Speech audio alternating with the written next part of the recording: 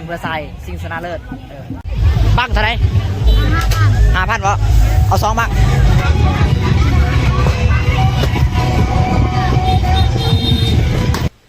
เอาทุกคนสำหรับคลิปวิดีโอนี้สิพาทุกคนไปเลาะบุญสุเรือทุกคนวันนี้เป็นมือที่2ทุกคนพอดีเมื่อวานเขาก็ได้ถ่ายลงในคลิปหนึ่งเนาะมือสมิธกับที่ทุกคนเห็นนั่นแหละกลับไปเบิ่งย้อนล้างไว้เบิ่งได้โดยถ้าเราไปถือว่ายังไม่ได้เบิ่งแต่สำหรับคลิปวิดีโอนี้เขาจะไปเลาะมือที่2ทุกคนไปทุกคนไปเลาะเลยว่าจะเป็นยังไงทุกคนตอนนี้ไปอยู่วัดดงกิโลทุกคนถ้าช่วยวัดดงกิโลเตรียมตัวไปทุกคนพนักงานเตรียมเครื่องเตรียมของใส่ผ้าคลุมตัวเก่าใส่เกิบตัวเก่าแหละถือกันยามตัวเก่าแหละความรู้สึกไปบุญสุเรือเป็นยังไงว้ามวนเมื่อวานนี่เป็นยังไงสัตว์มากระปุ้งอีกหมดแล้วทุกคนตอนนี้เขามาหอนบุญเลยทุกคนคนหลายลิงมือสุดท้ายกำลังเป็นบุญสุเรือหอนบุญเลยทุกคนคนร้ายกับเมื่อวานนี่ลายเติมอยู่เพราะมันเป็นมือสุดท้ายเด้กระซิบได้รอเองแล้วทุกคนกระซิบไปเบิ่งเขาทรงเครื่องมันนี่พอเมื่อวานเขารอแล้วจริงๆรอนั่นเอง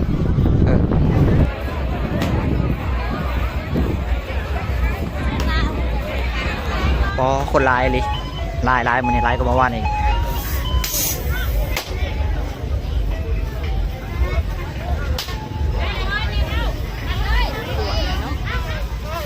ถ้าเราให้เบิ่งคลิปคอยว่านเนี่ยนะสิหัวเมื่อวานนี่คนบริไลน์สับนี้นี่เบิ่งทุกคนเอ็ดวอลทางหนานะ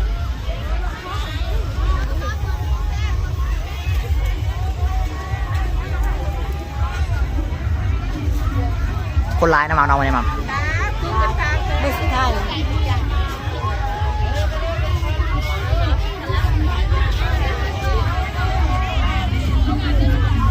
ว้าเจ๊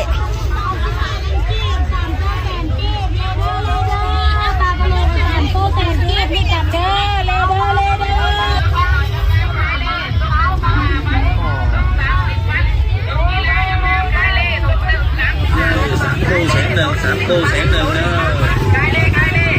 อเกือบเลย3 คู่แสน 1ลายดีคนเกือบเลย3 คู่แสน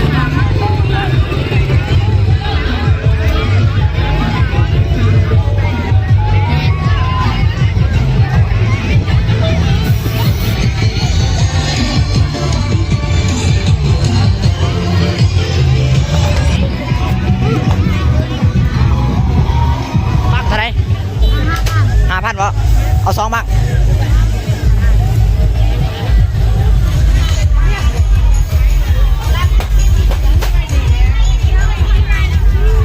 ถ้าเบามาเสือดักแด่ดักด่าเพิ่น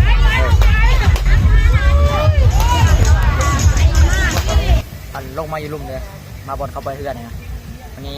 มาเบิ่งแบบจะจ่อว่าเขาปล่อยเฮือนเป็นยังไงตอนนี้ทุกคนจะเป็นทีมงานเขาเจ้าพายเฮือนนะทุกคนนี่มาเขาจะเพื่อนจากทีมเพื่อนยังไม่ได้ลงเดี๋ยวเขานั่งทานนี่เจ๊หน่อยทุกคนตอนนี้มาอยู่แถวกอไผ่พอดีว่ามันอากาศมันร่มๆก็เลยมาอยู่ร่มอันกินเขาทุกคนเมื่อกี้นี่ไปอยู่บนจุดปล่อยเว้นเฮือเห็นเขาปล่อยเธอก็เลยมาอยู่บนเมื่อวานนี้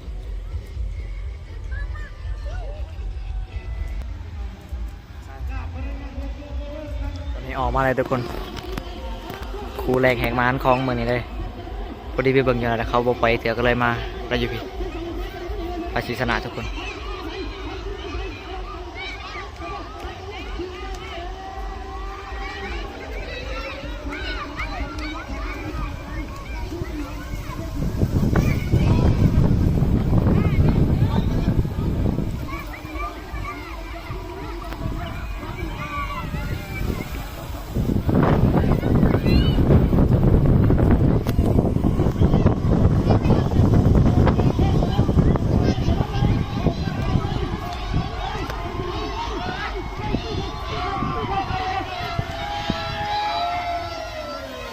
ข้างซ้ายเขาก่อนข้างนี้ติยาวเนาะ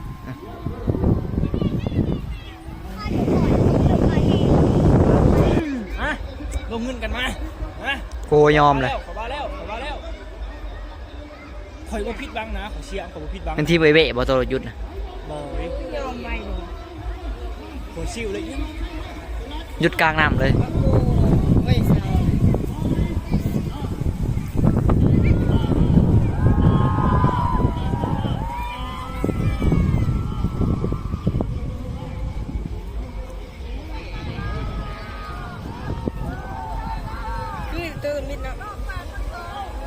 บ่ต้องห้องหูจักแล้ว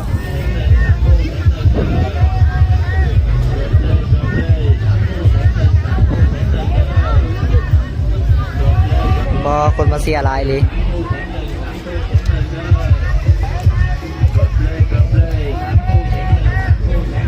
สุดท้ายคนเสียหลายเลย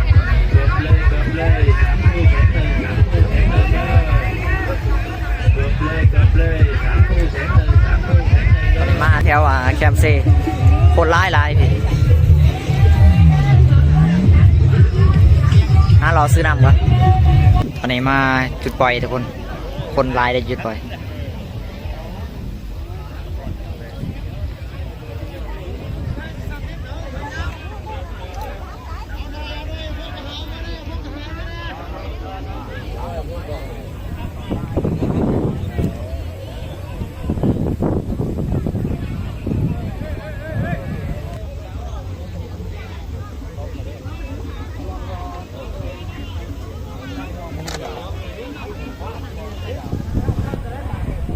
ไปจอดนกเอี้ยงมาจ้ะไปจอดนกเอี้ยงงานนกเอี้ยงเจอนกเอี้ยง ข้าเจ้าบ้านเลยค่ะ เป็นคอยดังจะไปไหนกระดิ่งเหรออาจจะเจอแล้วที่ไปไหนดีเราไปทำดีเราไป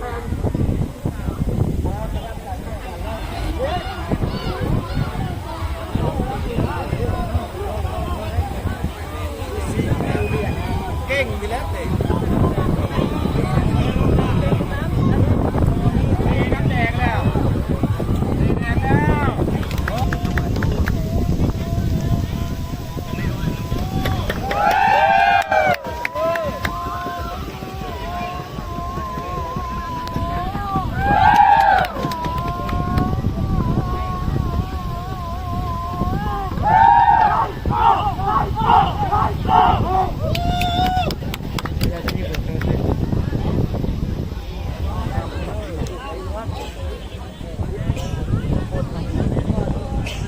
มีบ่อยก่อนนะ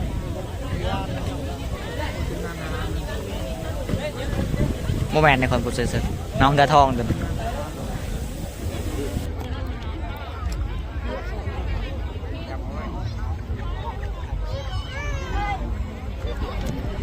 ตอนนี้ ไอ้ก้อนนั้นคือบอลลูนแขน ประจำในเป็นเวลา2 โมงเนาะบริ2 โมงเลยกำลังดูเดือด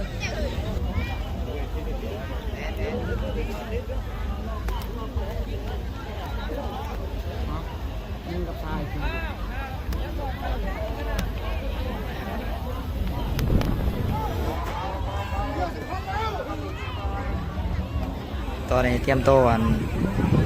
กำลังจะยังว่าออกโต้เนาะ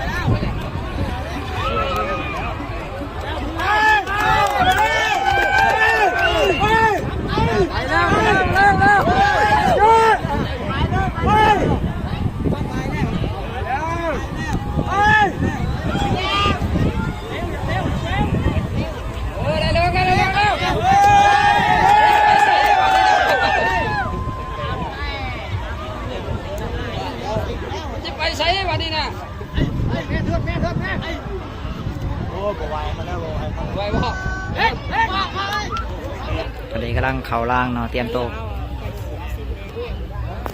เดี๋ยวนะครับ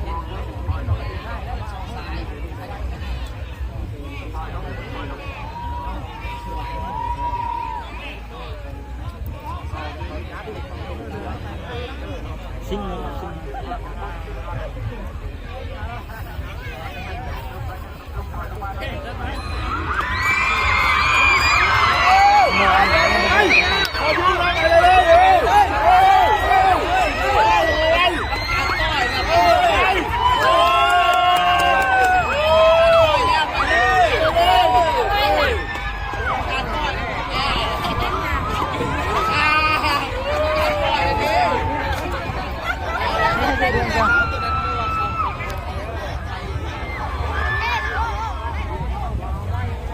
มาไม่ได้ก็บอกซ้ำ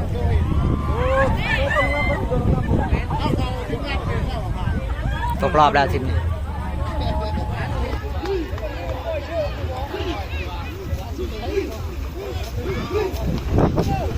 ไหลควายเสร็จป่ะเนี่ย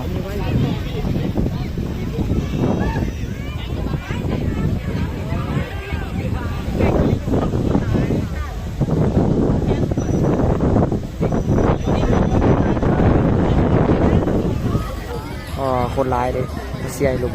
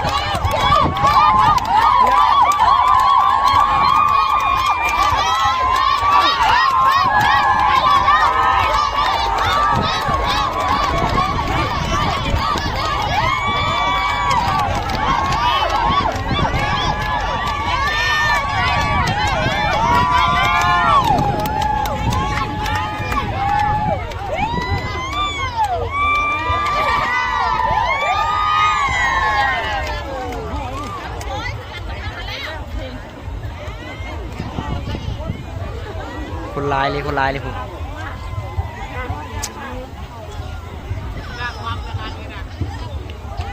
พระเจ้าให้โอกาสเธอหน่อยเล่นในโมไปที่เก่าเป็นยาวเลย จบดาวไฟขึ้นลายไปได้จับเส้น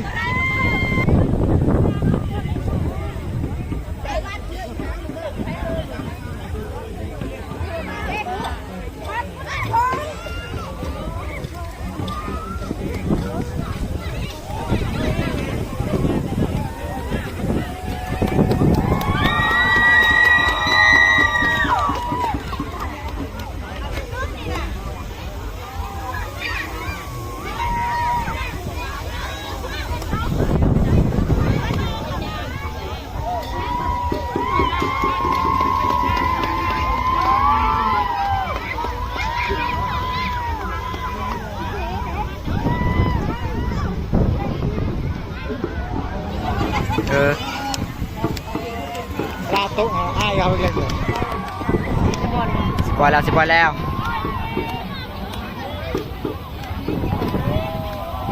เดี๋ยวท่านนี่ขอกองฐานเลย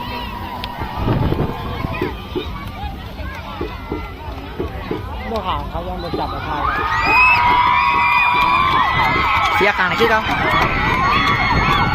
โอ้ยแดงสั่งเลย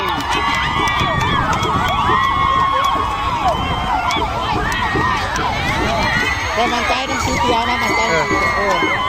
โอ้ เจอซ้ ไปให้แล้วมันเลี้ยว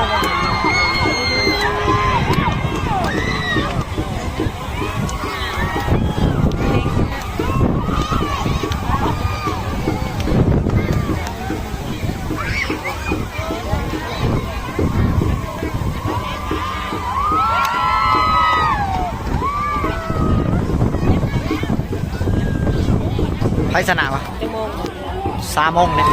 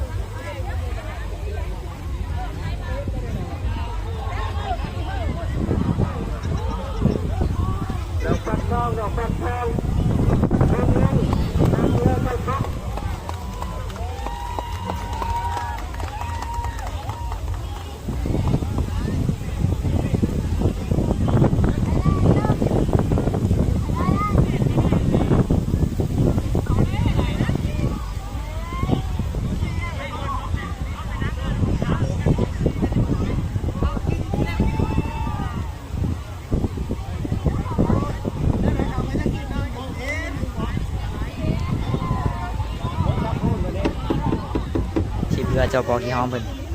กำลังลงประจำทีบ้านดงกึมบ่แม่นบ่ทีมงานได้รายงานโตวเลย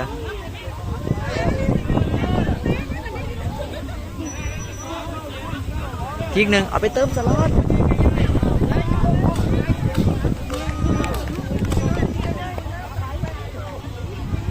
ตอนนี้กำลังสิปล่อยได้ทุกคนเขาต้องไปปุ้มเลยโอ้โหเขาสักถูกป่ะถูกป่ะนี่นะครับให้นักกระโตกัน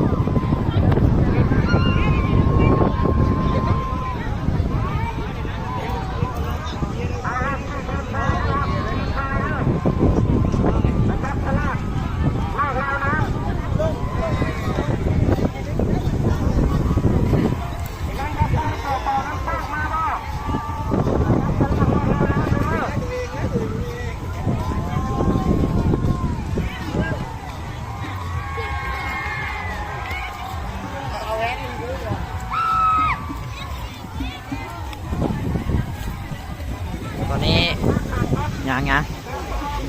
ยังไปเบื้องนั้น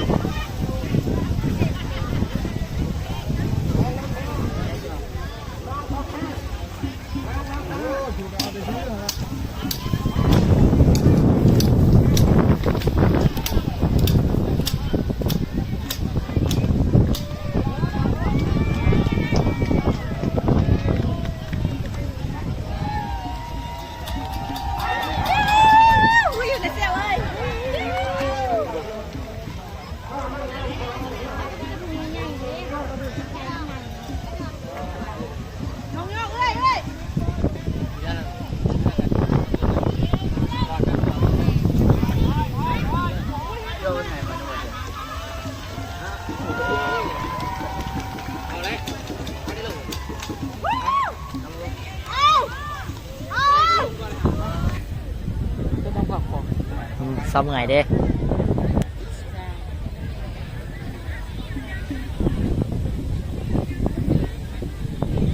แล้วชิงรอบ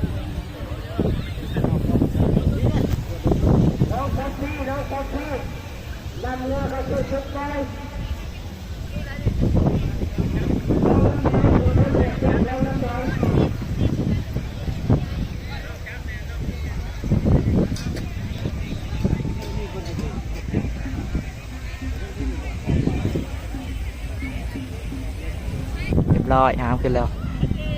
เข็มจอยพี่หนาวไหมพี่หนาวไหม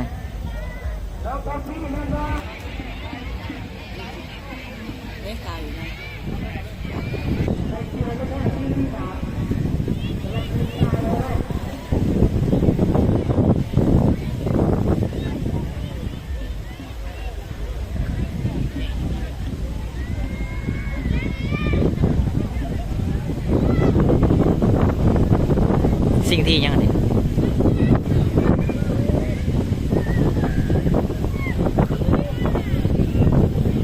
ตอนนี้กำลังงานเขาเทียบฝั่งกำลังสิเขาปล่อย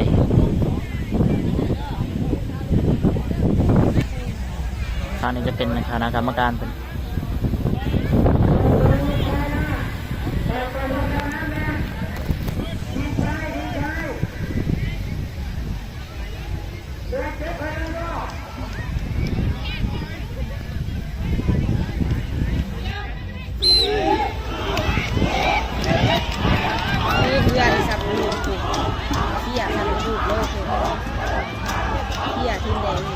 ไปแล้ว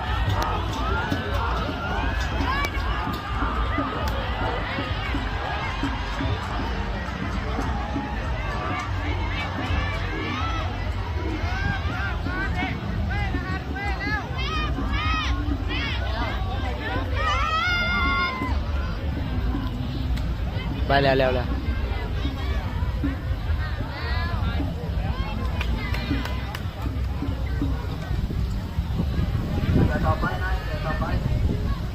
เรียบร้อย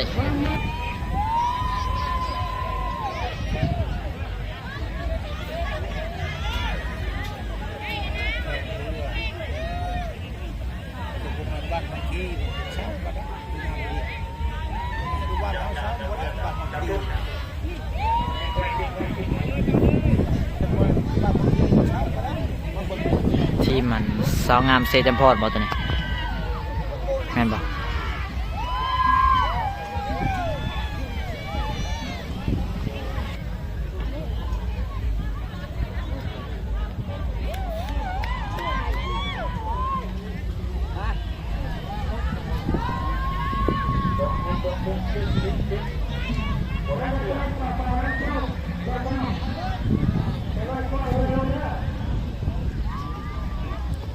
ป้อหางเป็นแมท บริเทากันเลยเนี่ยตอนนี้เป็นกำลังเตรียมตัวจะปล่อยเนาะ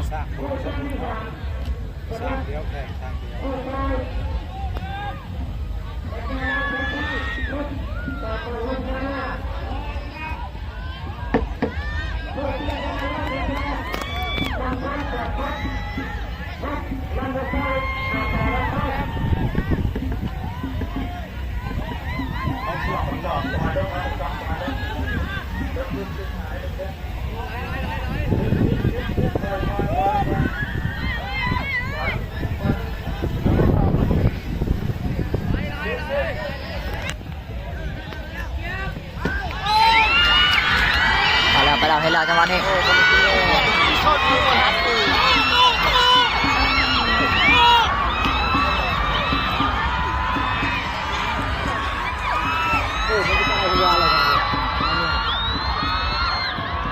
ผมใส่ทางหน้าเกมแห้งไว้อันเสียบต้นนั้นสิเขาลักไส้ไปจักเนาะเรียบร้อย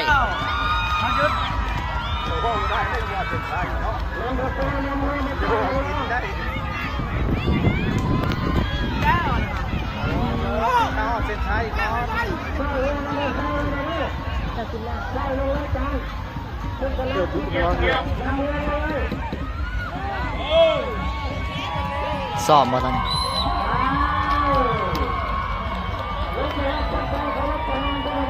ทีมยังวะ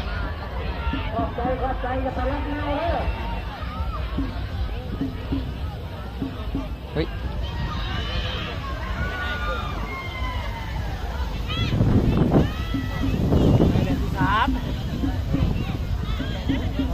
ตอนนี้กองเสียเนาะนำเรือขึ้นมาจับฉลากเลยเลือกแล้วน้ำได้ในกองเสียแล้วก็เชียงที่3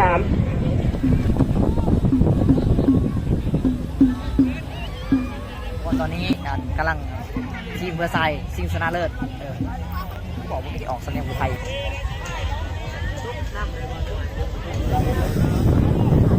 ตอนนี้เขาไปจำทีเนาะซิงที่ 1แล้วว่าตอนนี้ครับว่าพอมลวิทย์ผ่านอาจจะซิงที่ 1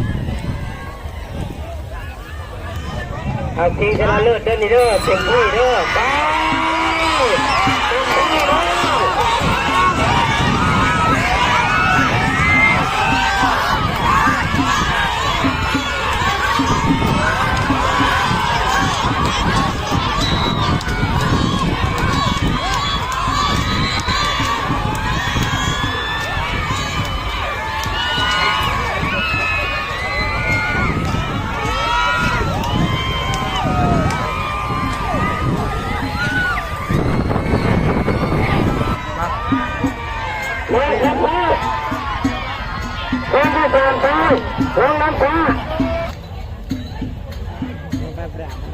ตอนนี้กำลังเขามาเตรียมโตที่เขา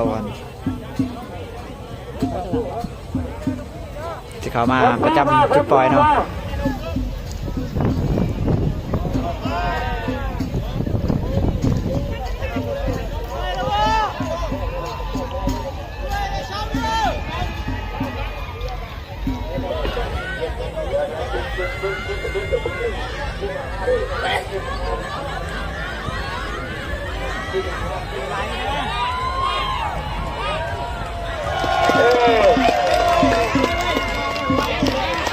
อย่าข้ามแล้ว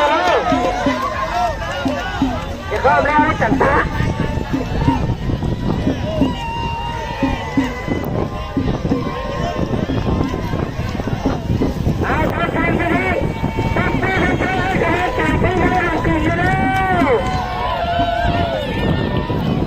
ตอนนี้กำลังซีซิงซี3ทุกคนซี3เลย เพลงที่3พูดเดียวเลยไหมเราได้นักแข่งทีมด้วย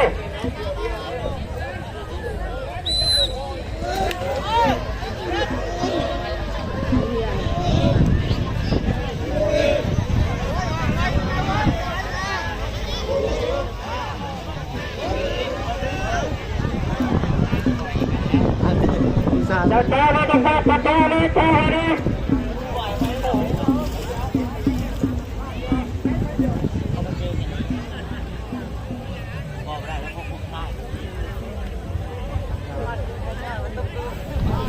ตอนนี้กำลังขึ้นตะพังนะทุกคนท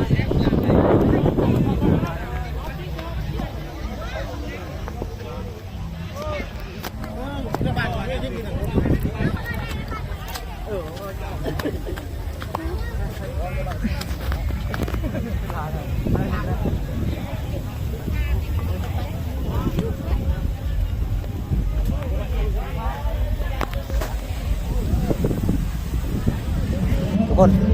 เมื่อกี้นี้เราก็ไปเบิ้งกันอยู่จุดปล่อยเนาะตอนนี้เอาเบิ้งแล้วเขาก็กลับมาทางพี่ผมว่าจัวเพิ่นอยากมากก็เลยพาเพิ่นมาวันนี้เขาสิมาเบิ้งเขาซิกที่หนึ่งอยู่เมืองรักไส้เนาะทุกคนทำมาเบิ้งเขาซิกที่หนึ่งอยู่ปีเด้อมันเต็มไปว่า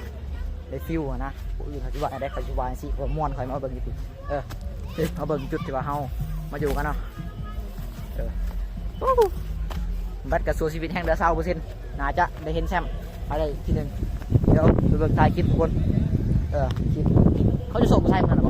ช่ไหมครับจะมาเป็นยังไงอาการปวดมือนี่เป็นยังไงเมื่อยนั่งอยู่เฉยก็เมื่อยเหมือนกระทรวงเฮือกับเมื่อยเนาะว่าอะไรเนาะไม่ออกมันร้ายมันแบบว่าส่วนทางกันเป็นปะคนร้ายแห้งเนาะเป็นยังไงความรู้สึกเห็นเจวงกับเจต่อยความรู้สึกเป็นยังไงคากว่าเห็นเจวงตัวจริงฮะเด้อนั่นเราจะเนาะกองเสียอะไรดิสเต็กมาตอนนี้รอถ่ายครูซิงครูเอกซิงรางวัลที่1ทีมชายมาแล้วออกแล้ว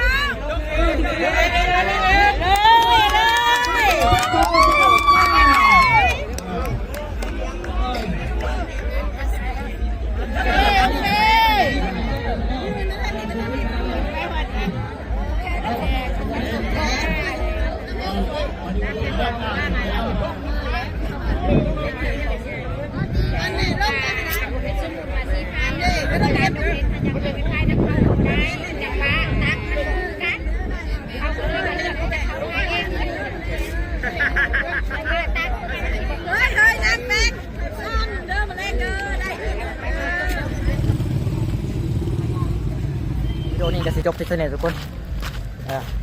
กาพอดีมันเป็นมือสุดท้ายเนาะใครได้แชมป์กันทุกคนก็คือจีฮูดีก็คือทีมมันคุณคนแซนเซอร์แต่ว่าคอยจูบผิดเนาะแม่นป่ะคลิปนี้จะจบที่ทุกคนมวนไลฟ์พี่หนาวไหมบ๊ายบายทุกคนฝากทุกคนกดไลค์กดติดตามเนาะจบ